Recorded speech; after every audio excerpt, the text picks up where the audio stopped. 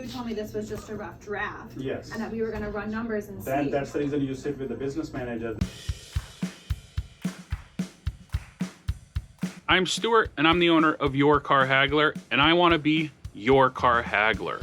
I'm a licensed auto broker, helping you save time, money, and the aggravation involved when it comes to buying a car and all of the games that come with it. These videos are all about information and education so you can be better prepared to buy a vehicle. But better yet, have me help and be your car haggler.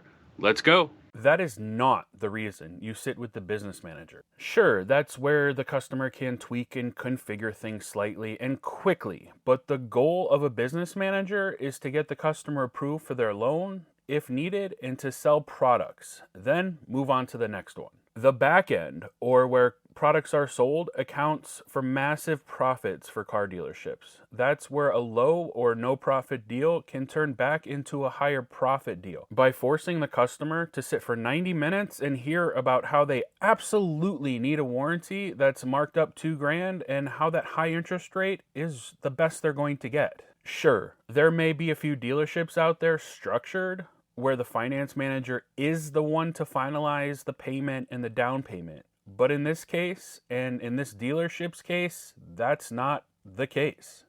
How do I know that? Well, this is where I sold cars for 6.5 years, and to not get another cease and desist letter for no reason, or the police called to my house for no reason, I will leave their name out of this one. Let's watch the full video and then I'll break down exactly what I believe is going on so you can be better prepared to face car salespeople who want to play the games to maximize their own pockets. Or better yet, have me do it all for you so you don't wind up being caught in the game. I didn't say I wanted to or didn't want to. You told me this was just a rough draft. Yes. And that we were going to run numbers and see. That's the reason you sit with the business manager, then where you see all your numbers and monthly payments. Right, So let me show you what it would be. Nobody laid it out for me as if I put $2,000. What's the, like, what was this, what you showed me was a rough estimate. Yes. So where is like the actual estimate This of is the 0, actual. This is the 2,000? actual one. So if you were doing it with no money down, and I'm gonna show you here, so if you did it with no money down, your payment would be $492. With $2,000 down, you'd be at $462 where we thought. So it changes at about $30 with the difference in the down payment. Okay. But we can do it with no money down. It's fine if you don't want to put money down. That's fine. I'm fine putting money down. I just wish there was More a communication. better, And for that, like, forgive me, because I wasn't aware of what you were or were not putting down, and I think Yeah. that could have been because there's 3 people involved in your transaction. Yeah. Okay, I will put $2,000. Do the 2,000? Okay.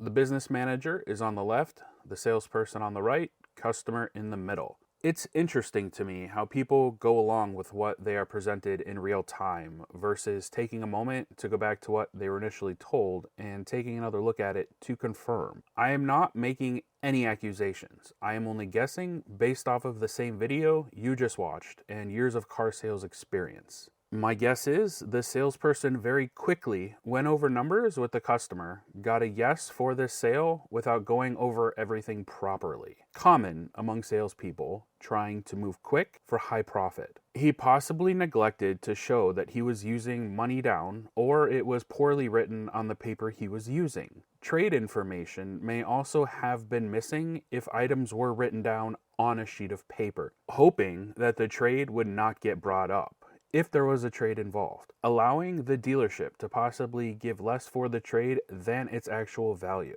He was also possibly not paying attention to what the customer told him they wanted to put down, further adding to the customer's confusion at this point. My guess is the numbers that were presented to the customer were handwritten, which allows for a lot of manipulation of those numbers.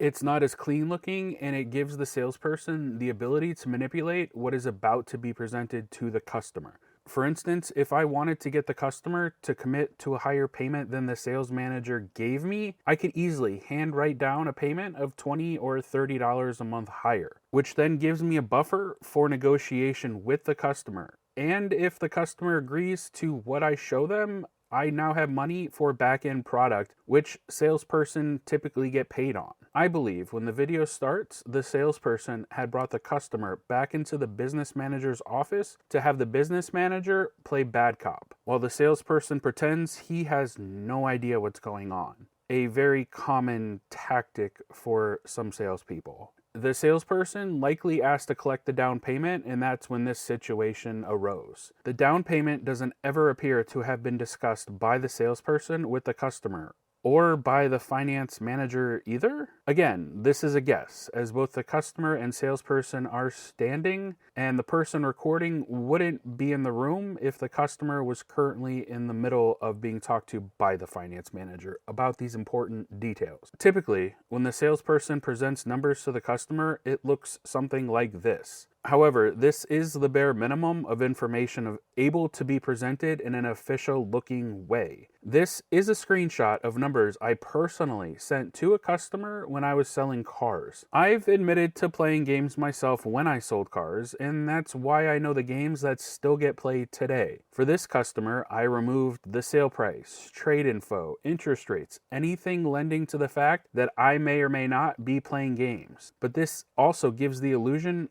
of a choice based on the down payment options on the left and the term on the right. I could then say to the customer, this allows you to pick and choose your down payment to monthly payment and where you're most comfortable.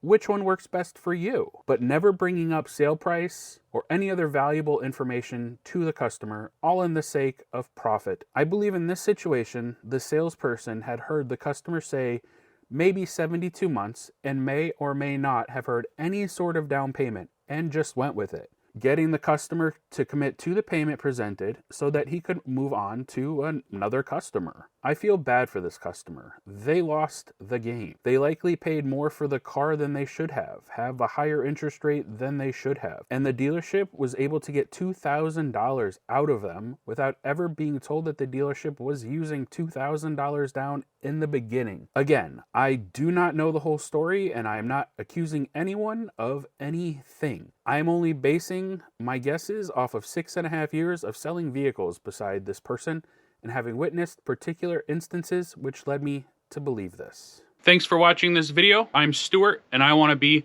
your car haggler no matter where you live. Please like, subscribe, share, comment, tell your best friend, tell your worst friend. No matter where you live, I can help you beat the dealership so they don't screw you.